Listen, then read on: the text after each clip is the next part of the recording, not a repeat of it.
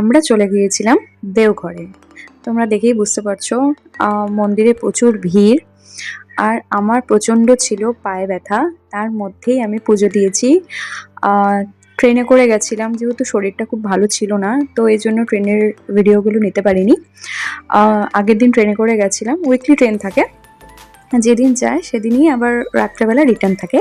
তো খুব একটু ব্যস্ততার মধ্যেই ছিলাম। সকালবেলা ট্রেন থেকে নেমে অটো ধরে পার হেড 50 রুপিস করে নিয়েছিল। অটো থেকে নেমে হোটেলে ফ্রেশ হয়ে আমরা চলে গেছিলাম মন্দিরে, বৈদ্যনাথ মন্দিরে। এখানে ভিআইপি টিকিটেও যাওয়া যায়, আবার জেনারেলের মাধ্যমেও যাওয়া যায়। তো আমাদের যেহেতু একটু তাড়াহুড়োই ছিল, কারণ একদিনের মধ্যে আমাদের আবার রিটার্ন করতে হবে, মানে যত বাইরে আউটসিন আছে সব করতে হবে, বাসুকীনাথ টেম্পেলেও যেতে হবে, তাই আমাদের একটু তাড়াও ছিল। এই জন্য আমরা ভিআইপি টিকিটের মাধ্যমেই পুজো দিয়েছিলাম। ভিআইপি টিকিট 300 টাকা করে নিয়েছিল পার হেড। আমরা ঠিক শ্রাবণ মাসের আগেই গেছিলাম, তাই ভিড়টাও বেশি ছিল, কিন্তু আমরা যেহেতু শ্রাবণ মাসের আগে গেছিলাম তাই জ্যোতির্লিঙ্গ টাচ করতে পেরেছিলাম। প্রচণ্ড ভিড় ছিল। সবই ঠিক আছে মন্দিরের, কিন্তু ভিআইপি টিকিটের যখন প্রবেশ হয়, মানে যখন দরজাটা খোলে, এত ভিড়, এত ধাক্কা, মানে আমার তো বাঁ হাত মনে হয় সেদিন ভেঙেই যেত।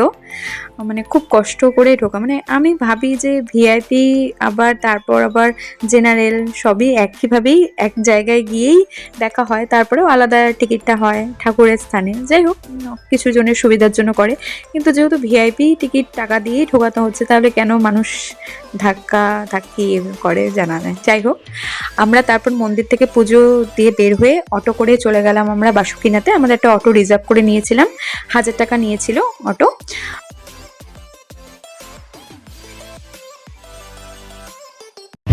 আমরা এখন সব ঘুরতে যাচ্ছি, মানে আউটসাইড সাইট সিন ঘুরতে যাচ্ছি। দেখা হচ্ছে, তোমাদেরকেও দেখাবো আমরা কি কি ঘুরতে যাচ্ছি। বাসুকীনাথ টেম্পেলে যাওয়ার সময় প্রচণ্ড জ্যাম ছিল।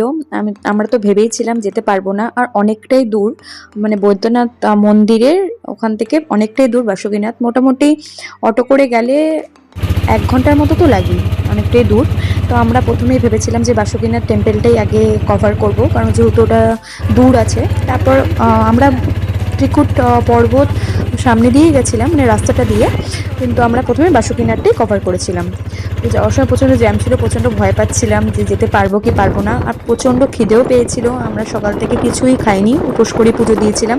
ভেবেছিলাম রাস্তায় খাবো, কিন্তু তাও ভাবছিলাম যদি লেট হয়ে যায়, তাই আমরা কিছু খাইনি জন্য আরও শরীরটা খারাপ হয়ে গেছিলো। তারপর আমরা বাসুকীনাথ টেম্পেলে পুজো দিয়ে ওখানেই আমরা লাঞ্চটা সেরে ফেলেছিলাম। তারপর আমরা বাসুকীনাথ টেম্পেল থেকে আসার পথেও প্রচণ্ড একটা জ্যামে ফেসে গেছিলাম। তো ওয়েদারটা খুব খারাপ হয়ে যাচ্ছিল, মানে আমাদের মানে ইচ্ছে ছিল যে পুরো আউট সিনটা পুরো কভার করব। তো খুব টেনশনে ছিলাম। তো আমাদের অটো ড্রাইভার খুব ভালো ছিল, উনি কোনো রকম করে একটু কায়দা করে ওখান থেকে মানে আমরা বের হতে পেরেছিলাম। আর দেখেছো আমার পায়ের অবস্থা, ফুলে একেবারে কি অবস্থা হয়ে গেছিলো। খুবই কষ্ট করে মানে আমি তীর্থটা করেছি। মানে আমার অনেক দিনের ড্রিম ছিল যে আমি এই বৈদ্যনাথের ধামে যাব। আমার লকডাউন থেকে আমার ইচ্ছে ছিল, ফাইনালি আমার কমপ্লিট হলো। যাই হোক, ভগবানের ইচ্ছে থাকলে সবই হয়। এই কষ্টের মধ্যে আমি পুরো কমপ্লিট করেছি। আমরা যতক্ষণে এসে ত্রিকুট পাহাড়ে এসে পৌঁছেছি, তখন ওয়েদার প্রচণ্ড খারাপ হয়ে গেছিলো, বৃষ্টিও শুরু হয়ে গেছিলো।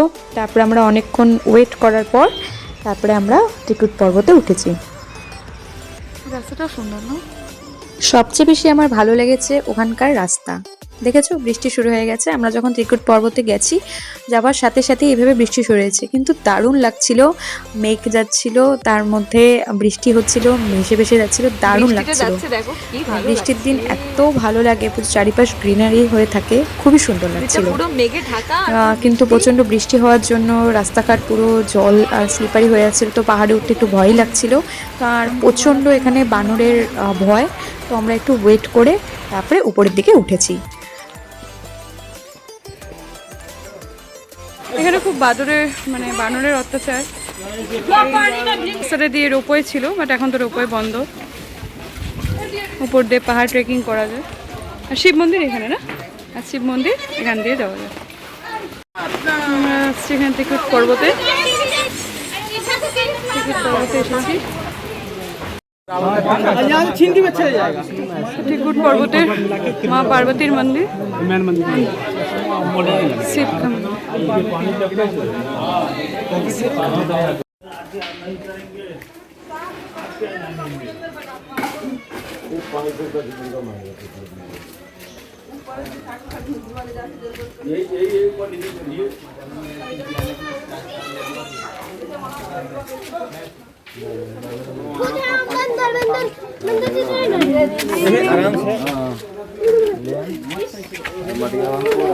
आराम से नीचे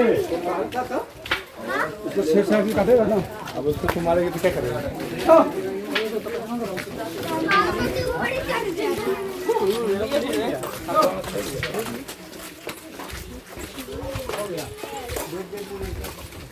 এখানে অনেক দোকান ছিল, কিন্তু কোনো দোকানেই সেইভাবে আলাদা কিছু ছিল না। মানে সাধারণত আমাদের কুচবিহারের মেলায় যা যা পাওয়া যায় ওখানেও তাই পাওয়া যায়। টুরিস্ট প্লেসে সাধারণত সব কিছুরই দামটা একটু বেশি ছিল। দেখেছো কি বানর, মানে মোবাইলটা নিয়ে যাওয়া যায়, মানে এরকম ভয় লাগছিল, ভিডিও করতেও প্রচণ্ড ভয় লাগছিল। কোনো রকমভাবে ভিডিওটা করেছি, মানে এত বানর ওখানে, মানে প্রসাদ তো ছেড়েই দাও, কিন্তু এই মোবাইলেরও প্রচন্ড ভয় আছে। তো সবাই বলছিল যে ভিডিও করবে না, মোবাইল নিয়ে চলে যেতে পারে। প্রচন্ড ভয় ভয় ভিডিও করছিলাম, আর সিঁড়িগুলো এত স্লিপারি হয়ে গেছিল যে নামার সময় খুব ভয় লাগছিল। চিকুট পর্বত কমপ্লিট করে আমরা চলে গেছিলাম হচ্ছে তপোবন পাহাড়ে। আমরা এখন যাচ্ছি তপোবন পাহাড়ে। রাস্তাটা খুব খারাপ, তপোবন পাহাড়ে যাচ্ছি। এখানেও প্রচুর দোকান ছিল, প্রচন্ড শরীর খারাপ করছিল। আমার চোখ মুখ দেখলে তোমরা বুঝতেই পারবে, মানে আমার কিচ্ছু ভালো লাগছিল না। আমি খালি ভাবছিলাম আমি কখন ট্রেনে উঠবো আর কখন আমি একটু শুতে পারবো, একটু রেস্ট নিতে পারবো। যেহেতু আমরা একদিনেই ট্যুরটা কমপ্লিট করতে হবে, আমাদের ট্রেনও একদিনেই, মানে এই জন্য প্রচণ্ড কষ্ট হয়েছিল। কারণ এখানে যেহেতু উইকলি ট্রেন চলে, তো আমরা গিয়ে পৌঁছেছিলাম হচ্ছে, আমাদের ট্রেন ছিল মেবি ওয়েডনেসডেতে। এখান থেকে আমরা গেছি, আমরা থার্সডেতে গিয়ে পৌঁছেছি, আবার থার্সডে রাত্রেবেলায় আমাদের ট্রেন ছিল, আবার ফ্রাইডেতে আমরা এসেছি। তো খুব চাপ হয়ে যায়, আর এত ট্রেকিং, তো আমার এমনি তো পা ফুলে গেছে, তারপর এত ওঠা নামা করতে গিয়ে আমার পায়ের অবস্থা খুবই খারাপ ছিল, শরীর আমার খুবই খারাপ হয়ে গিয়েছিল। তো চলো উপরে যাই। দেখো, মানে খুব কষ্ট করে উপরে উঠছি, কিন্তু ওঠার পর একদম ওয়ার্থ ইট। মানে উপরটা দেখলে মন একদম শান্তি হয়ে যায়। উপর থেকে পুরো দেওঘর সিটিটা, পুরো শহরটাকে দেখা যায়, খুবই সুন্দর উপরে। এখানে ভিতরেও, পাহাড়ের ভিতর দিয়েও অনেক ট্রেকিং করে করে অনেক মন্দির দেখা যায়। কিন্তু যেহেতু আমাদের টাইমও কম ছিল আর আমার শরীরও ভালো ছিল না, তো আমরা কোনো ট্রেকিং করিনি। আমরা শুধুমাত্র এই পাহাড়টাকে দেখে আমরা নিচে চলে এখন এসেছি। ট্রেকিং করছি তপোবনে। পা ধরবি না, পা ধরবি না। এখানে সিঁড়ি আছে, গুনলাম না কতগুলো সিঁড়ি, দেখাচ্ছি তোমাদেরকেও। এভাবে সিঁড়ি দিয়ে দিয়ে ভালো হয়েছে, ধরারও জায়গা আছে।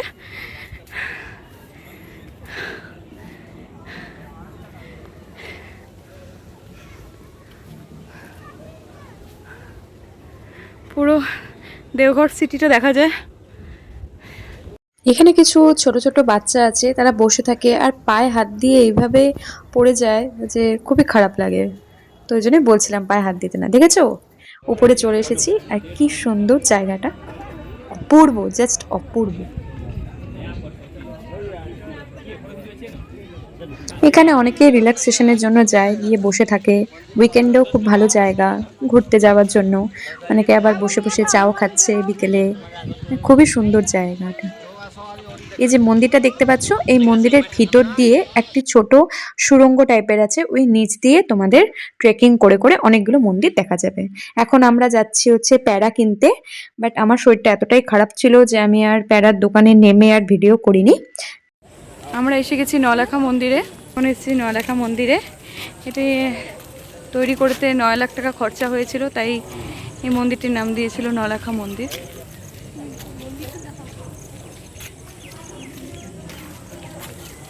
কোথায় যায় মন্দিরে? তো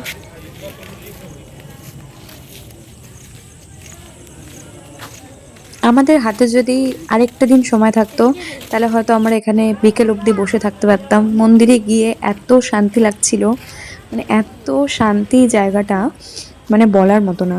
মানে মনে হচ্ছিল ওখানেই বসে থাকি। কিন্তু আমাদের কাছে একদম সময় ছিল না। এখান থেকে আমাদের যেতে হতো ঠাকুরবাড়ি, মানে অনুকূল ঠাকুরবাড়ি। তো এই জন্য আমাদের একটু সময় কম থাকায় তাড়া ছিল। তো আমরা লাস্ট অনুকূল ঠাকুরবাড়ি দর্শন করে আমরা ওখান থেকে স্টেশনে চলে গেছিলাম। তো ওই মন্দিরটা এত শান্তি বলার মতো না। মনে হচ্ছিল যে এখানেই বসে থাকি, এখানেই সারাটা দিন কাটিয়ে দিতে পারতাম, মানে এত সুন্দর। মন্দিরটা অপূর্ব সুন্দর, মানে সামনে থেকে না দেখলে বোঝা যাবে না। তারপর আমরা পৌঁছে গেছিলাম এই যে অনুকূল ঠাকুর বাড়ি। আমরা সন্ধ্যায় পৌঁছেছিলাম, তাই আমরা সন্ধ্যা আরতি শুনতে পেরেছি। আমরা এখন এসেছি অনুকূল ঠাকুরের মন্দিরে।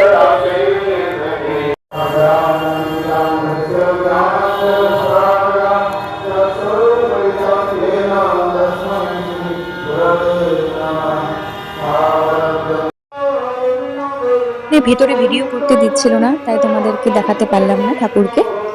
যাই হোক, আমাদের এই জার্নিটা এখানেই শেষ করে আমরা স্টেশন চলে গিয়েছিলাম। আর এখানেই দেওঘরের ভিডিওটি শেষ করেছি। তো তোমাদের কেমন লাগলো অবশ্যই জানাবে। ভালো লাগলে লাইক কমেন্ট শেয়ার অবশ্যই করে দিও। আজকের মতো টাটা, ভালো থেকো তোমরা।